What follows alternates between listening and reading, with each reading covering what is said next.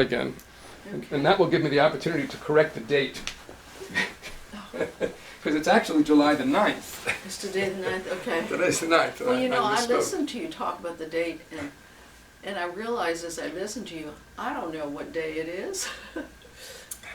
That's, anyway, Well, it's Thursday. yeah, I Thursday. got that. Thursday, but July the the 9th. exact 9th, okay. So, well, we won't go on too much longer because it is, Yeah, I'm sure it is getting yeah. late. We'll wear ourselves out. But Sure. I don't know that what you've not covered here. well, I haven't gotten into any of the newer things. And one thing that I know Andy is going to be interested in, if you feel you have an easy answer for it, is, so what is the department known for? What was it known for in the earlier years? Well, I think since? with Castle and, you know, the social behavioral, really more social epidemiology, Mm-hmm. maybe many of the things that you have been interested in and that Bert Kaplan was interested in. Mm-hmm. I think that's really the strong history, or what I felt very much. I can't remember who I said it to, if it was Dean Barbara Reimer, or was I talking to Joanne Earp, I can't remember. But I've always felt the behavioral issues, and maybe it comes into a little bit of what you were speaking of, are probably, should I include kind of social, more the microenvironment in thinking of your coming. I was thinking of my parents, my family, my little nuclear family.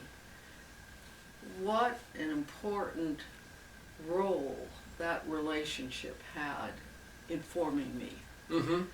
And so I got to this thing of, and these kind of microenvironmental things, how they affect the person and influence what we do and how we behave and all these sorts of things. Mm-hmm. Just as an example, what I would said to Barbara Reimer, I believe, was, you know, if we only knew how to really alter these behavioral things, or anyway, so you know, it would be the most important thing we could do in prevention and in epidemiology.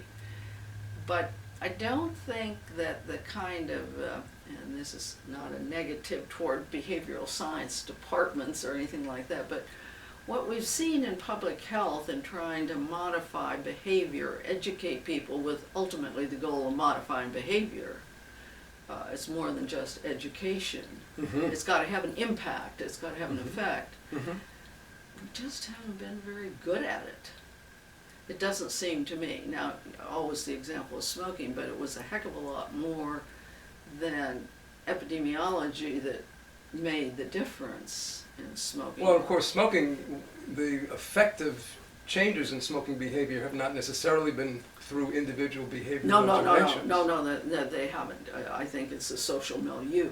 The social milieu and the political changes, and in All fact, this, yeah. probably a lot of the behavior things that we are concerned about, it's the social environment and the institutional Absolutely environment. right. that I has a talk big about impact. individual change and motivational change and microenvironment, but there's no doubt the broader social environment, extremely important. But it's how do we do it to make these changes, because I think that's really what our epidemiology department and John Castle Mm-hmm.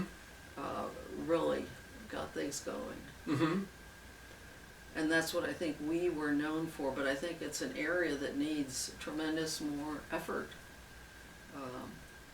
Now, I was surprised that you didn't say health services research, because we were one of the very few departments, weren't we, of epidemiology that were involved in Well, health maybe services I research? got so involved in it in the early years that, you know, I couldn't see the forest for the trees, because I was in the trees kind of doing the work. You thought we were. But Well, the Shep Center, of course, and the Yeah, I think there health were. policy, you know, all Well, this together. I mean, other departments were too, Yeah. but I think as epidemiology departments go, there weren't many. And I remember when you were interviewing for chair, And Yes. Phil Cole was interviewing for chair. Oh, yes. And someone asked him what he thought was the role of health services research in epidemiology. Do you remember his answer? No. Well, you may not even have been at his I may have presentation been because there, it was. yeah. He said there was none. Oh, that's interesting. It wasn't epidemiology. Well, that's a more kind of purist view of And what I is thought that's epidemiology. probably not a strategic thing to say, since Michelle Ibrahim, of course, that had been Well, his yes, area, and he right. was the dean. Right. You So- know, that wasn't. Whatever happened to Phil Cole? I He don't went know on to much. become chair at in Alabama, and I think maybe became dean also. Or maybe he just became dean in Alabama. Okay. I'm pretty yeah. sure, University of Alabama Yeah. at Birmingham. Yeah. I So he forgot. didn't suffer as a Yeah. result. Oh no, but, he did but, not suffer. I'm sure. but Did very well. A very fine person. Very Mhm. good. Well, that's one stand take. I wouldn't take that stand.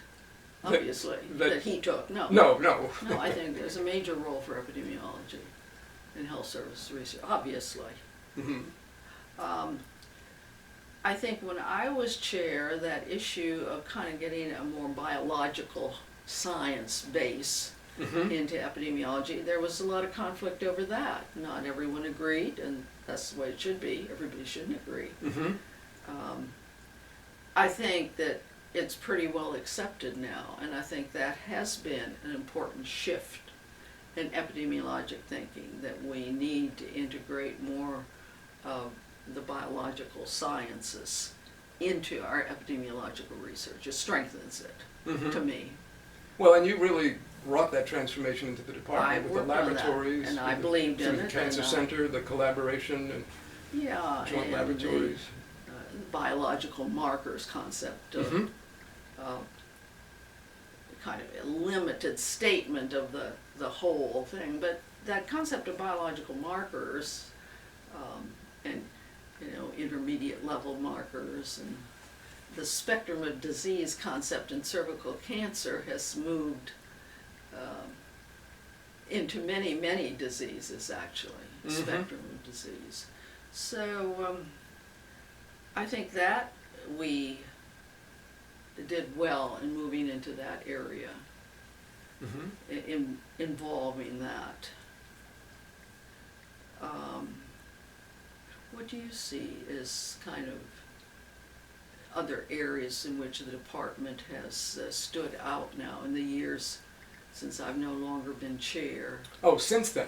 Well, yeah, since then, or before then, it doesn't matter. I'm curious what Well, you think.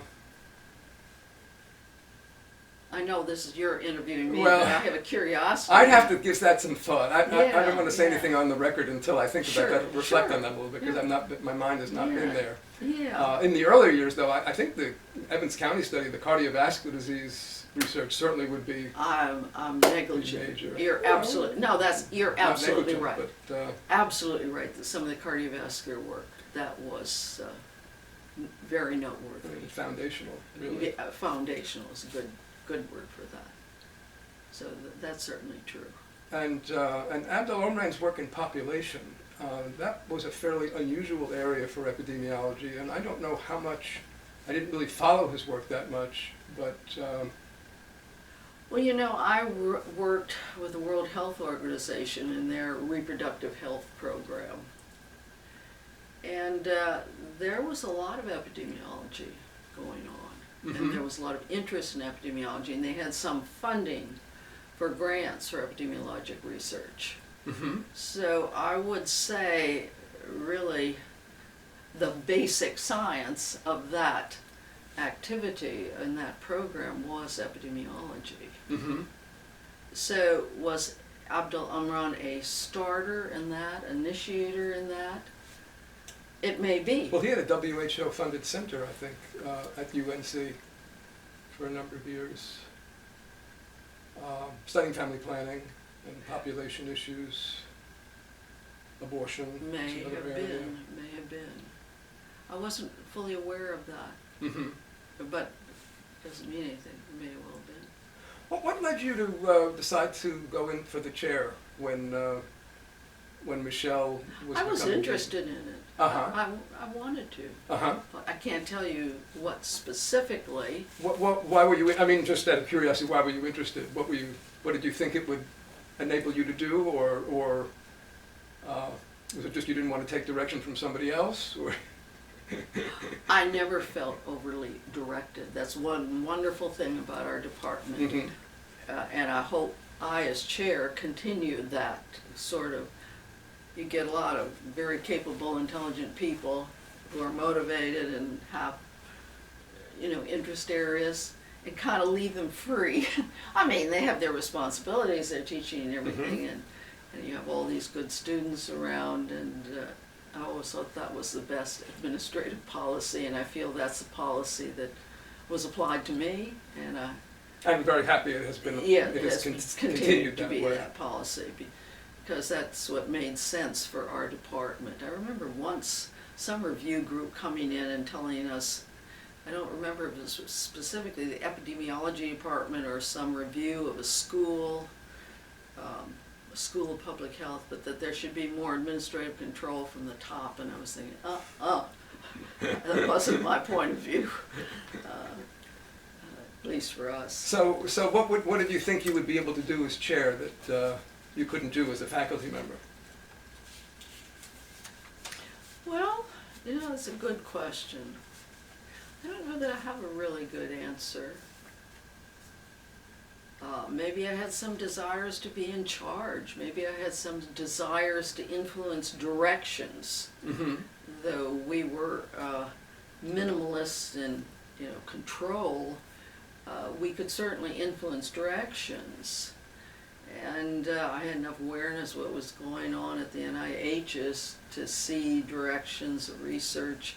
And then I was interested in some of the directions. I was very interested in pharmacoepidemiology, for example, the world of Harry Guess.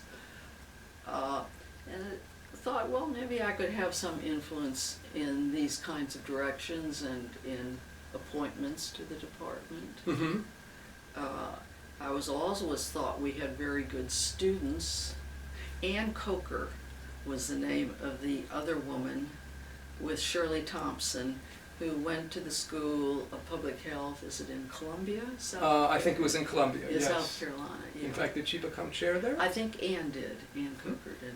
Sorry, that No, refers back to I our remember earlier Ann, and I remember her work. She was very good. I liked she her. was very good, and I remember her dissertation was, well, it was one of those that was very good, but it turned out it was not the right, scientifically it was incorrect, because it was, it had to do with cervical cancer and not herpes, but human papillomavirus, I think. But human papillomavirus is where the action is. I know, but I think We had the herpes. I had the herpes. you had the herpes hypothesis, and that was wrong. It's human papillomavirus. But I think that the method of measurement she was using was one that didn't pick it up.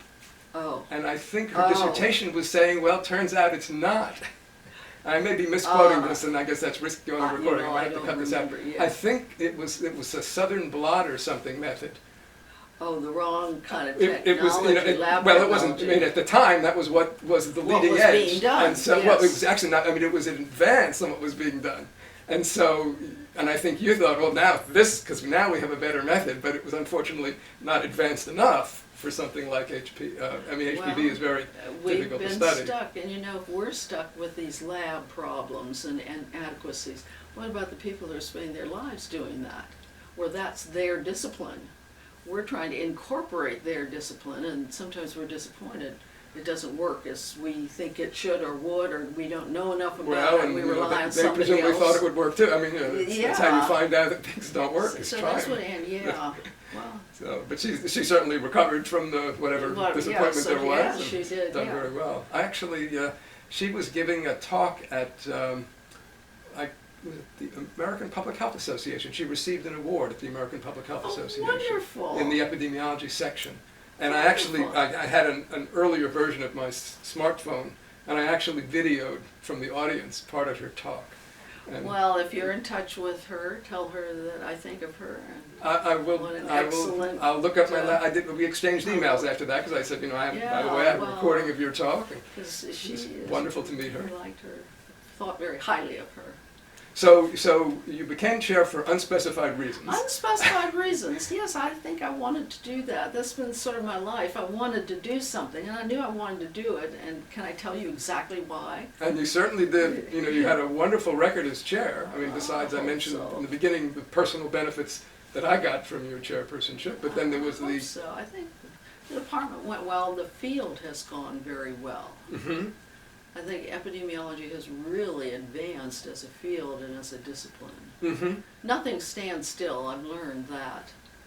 Mm-hmm. The change is inherent, and sometimes it's good, and sometimes it's not good. Mm-hmm. Yeah, things that stand still tend not to survive very well. That's right. They don't survive. In evolution. Well, let me see then, in that spirit, what else, let's see. Do you want to talk a little bit about your, well, this would take us potentially quite a while, but I know you had you had numerous roles with NIH and the National Research Council, and I remember your secondhand smoking Oh, yes. committee. Well, I mean, we could talk about all that. I'd have to look back Okay. at the CV. I mean, that's pretty available. Okay. to look at. But I enjoyed many of those things, many of the activities with the Institute of Medicine, which is now going to be the National Academy of Medicine, Mm-hmm. but I can still call it the Institute of Medicine. I think I started, what was that illness? Toxic shock syndrome was Oh, I one forgot, of the yes. committees I had worked on with them. That was sort of an introductory committee. And then many committees thereafter, and that they had a long-term follow-up agency related to veterans. Mm-hmm. I don't know what they call it now. The name was never very satisfactory. I chaired that group for a while, an interesting group. I think they got a institute person, then there was a change of personnel at the institute who took a more aggressive stance on the research. Well, more aggressive, maybe in a political way as opposed to, I thought the person that we had was very good and was very balanced. Mm-hmm. And I remember encouraging that unit of the IOM needed a little more visibility. And lo and behold, they were at meetings and showing, so it got more visibility. But yeah, there were numbers of Institute of Medicine. Then there were some environmental committees that I was on that had plus minus results, tension amongst the committee members. But that's part of life too, part of the scientific life. Different disciplines, it's very interesting how the different disciplines see the world differently. Mm-hmm. The toxicologists quite differently from, say, the epidemiologists, Mm-hmm. or the clinicians certainly that were on the committee. Anyway, so it was extremely a wonderful life, a wonderful professional life, being at UNC and being a faculty member and then chair at UNC. And I personally received many benefits in my life and my professional life being at the university Mm-hmm. and my associations at the university. Mm-hmm. So I'm always appreciative of that. Are there particular people stand out as champions of the department, besides people in the department, but outside champions? It's an Say when you interesting were chair, question. were there people who... I think Bernie Greenberg was a champion of epidemiology. Mm-hmm. Of course, Ray then went into, but that was later. Bernie Greenberg was a very interesting person too. Again, very intelligent, very capable. Anything else about him that you would remember to say? I can share Well, that with Ray. as I told you, he was basically responsible for getting the funding from ARIST Mm-hmm. to, I may not be pronouncing the ARIST, I guess it is. Yes, I'm for the hormone replacement studies, and so he's a co-author on many papers, or first author on papers that we wrote. So I worked with him fairly closely. Mm-hmm.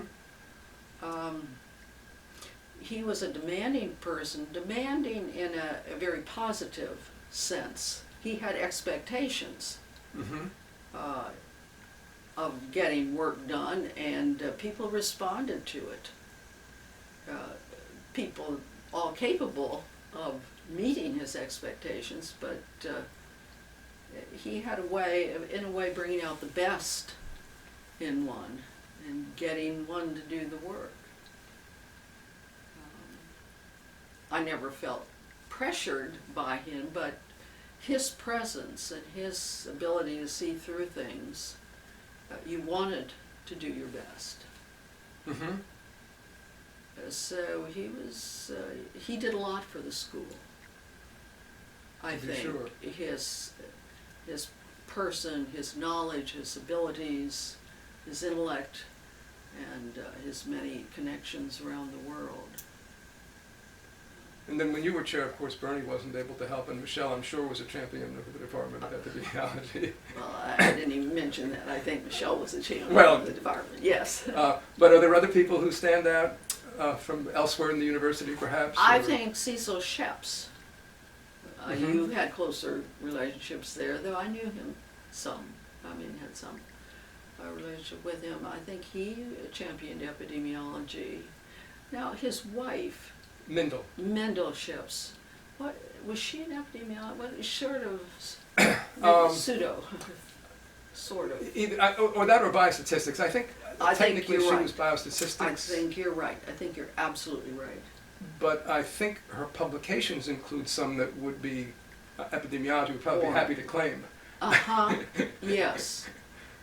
I'm glad you reminded me. She died early, though. Oh yes. Oh, I know. I never met her. I didn't. And know I think her it was a real loss to Cecil Sheps. Oh, absolutely. Terrible loss to him. Absolutely. She was very important to his life, professional and personal life. So,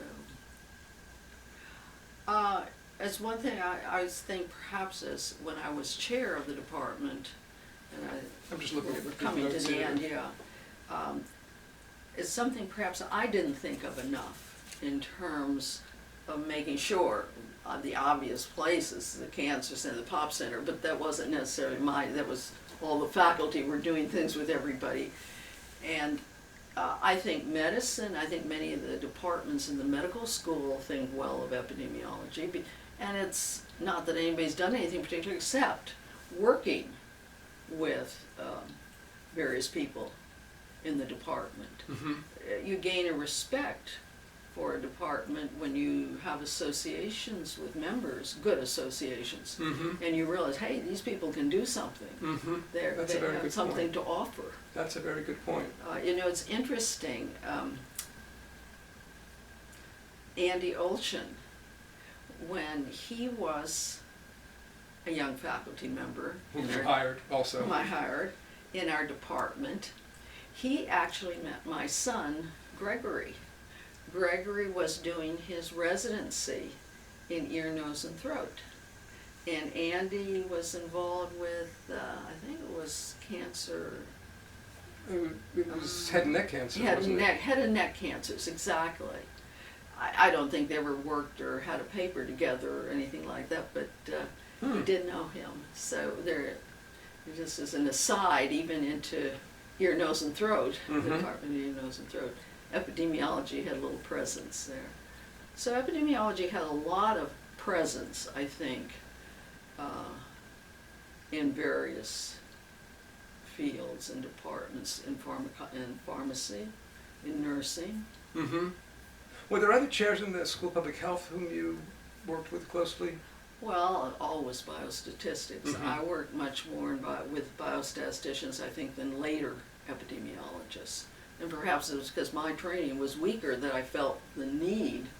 And of course, then I ran into Larry Cooper in my early years. Of course, I loved Steve Zazansky too, these folks. And I had such good experiences with them that, and I felt it strengthened the work we were doing so much, that I think we had good relationships with biostatistics.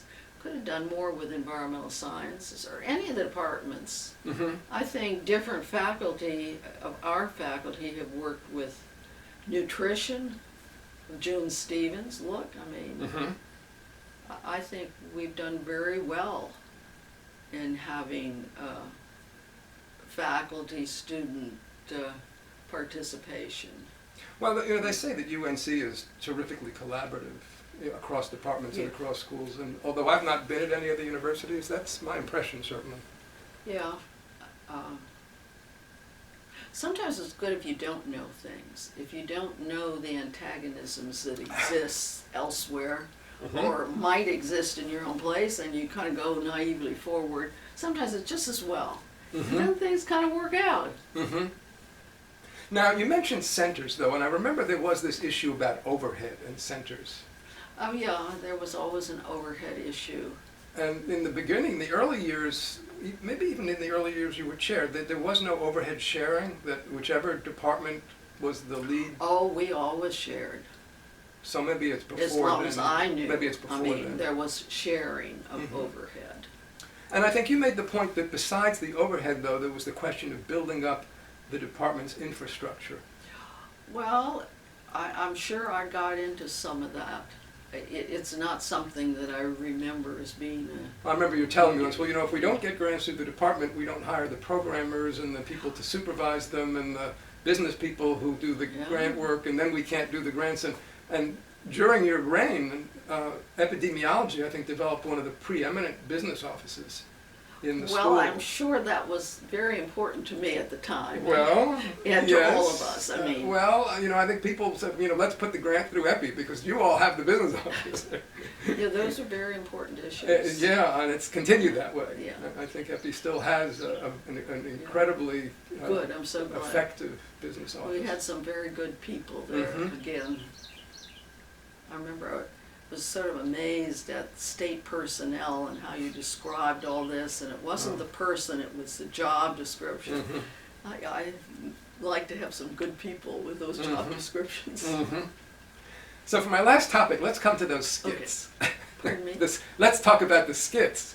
Oh, the skits. Well, I love the skits. We had fun right here, didn't we? Right in this living room, Right, I recall. And I see that that's the right. flags are still on the The ceiling that you flags, told us more about. of them, more flags on the ceiling.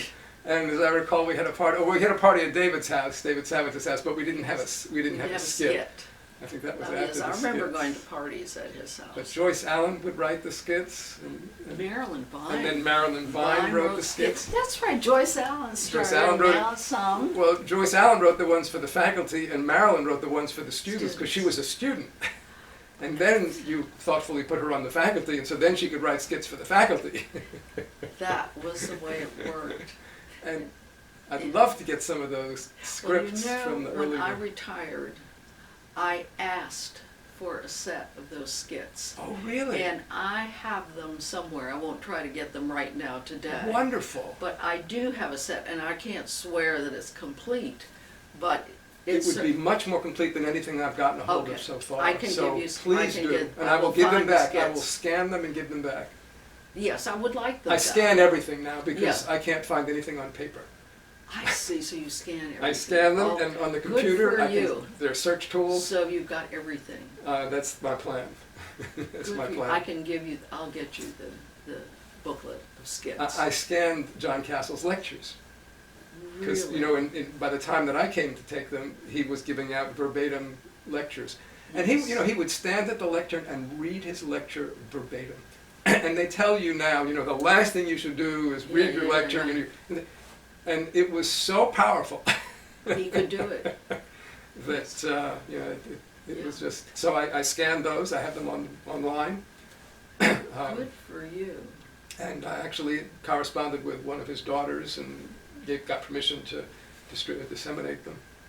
So, Wonderful. yeah, that's my hope, is to make all this available in a big online digital library. Well, I'll find the booklet of skits, and I'll get it to you. Thank you. I think the One skits way or definitely another. deserve to be there with John Castle's Sure. lectures. Oh, and they illustrate an aspect of the department, a little creativity Mm-hmm. in the department, a little fun. Mm-hmm. And then, of course, we grew so large that it was got to be too much for this little space, but Well, grown quite a bit. You brought us into McGavin Greenberg, didn't you? You were there. We did, and we had, I even remember so well because I had a little party for Michelle, we up there. And not as many of the faculty came as I wanted to come. You know how that is. Everybody's working, I understand. But I thought, and I know that the efforts to get McGavin Greenberg, get the building started before Michelle, I'm all aware of that, but...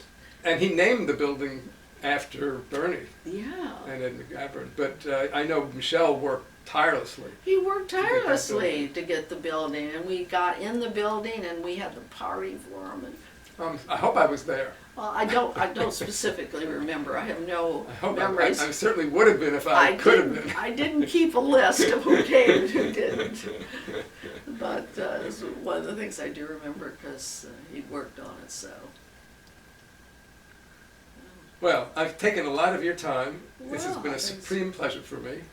Well, thank you. It's been interesting for me rethinking these things and rethinking this life because it's been a while, and you get off in a different tact and And now you're doing music.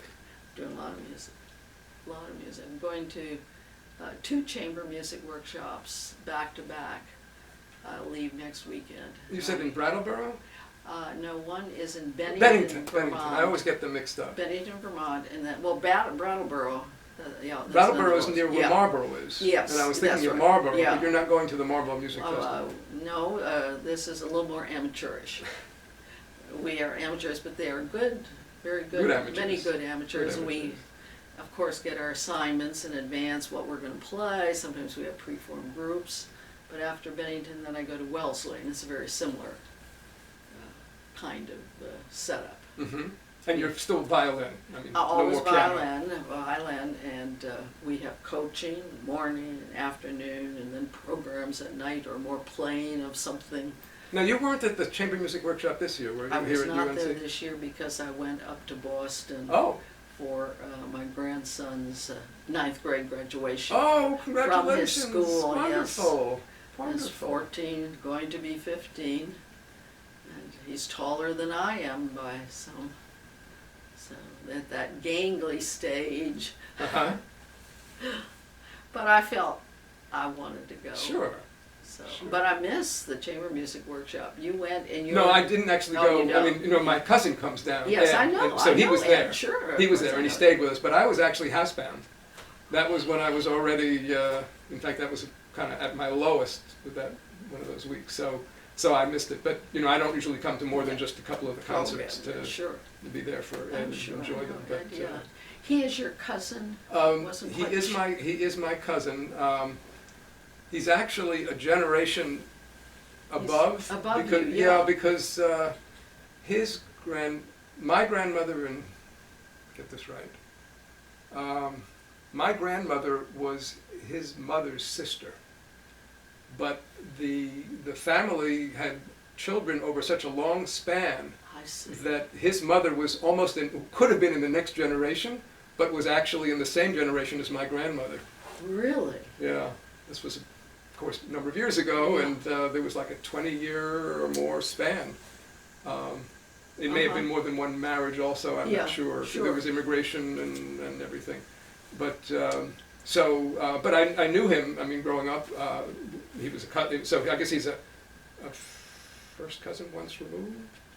I don't know. I get those wrong too often, but essentially fairly close, and I knew him, I knew his parents.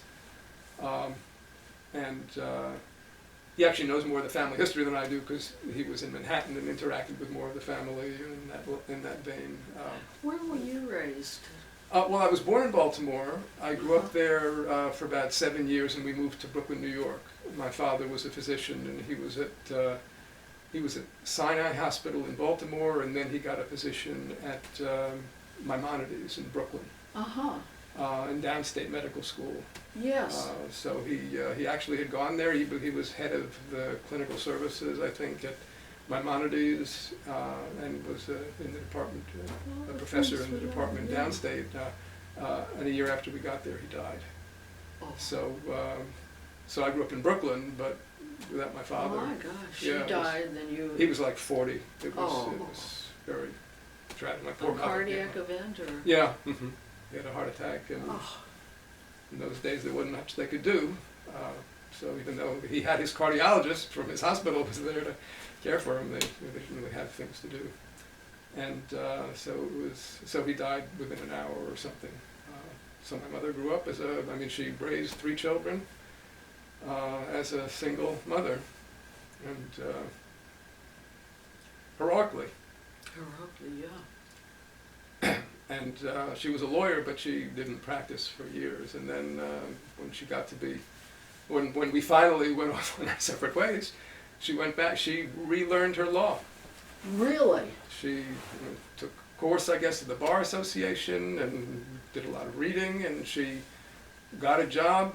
First she got a job with a family court in New York, and then she got a job at the appellate division of the New York Supreme Court, which has the second department is in Brooklyn. She worked there for, I don't know, 10, 15 years, I guess, at the appellate division and then the appellate term. And then she came down here. And, Strong woman. oh, very strong. Very strong. No wonder you were close to her. I was. Yes, yes. I often think about the things that I wish I had done.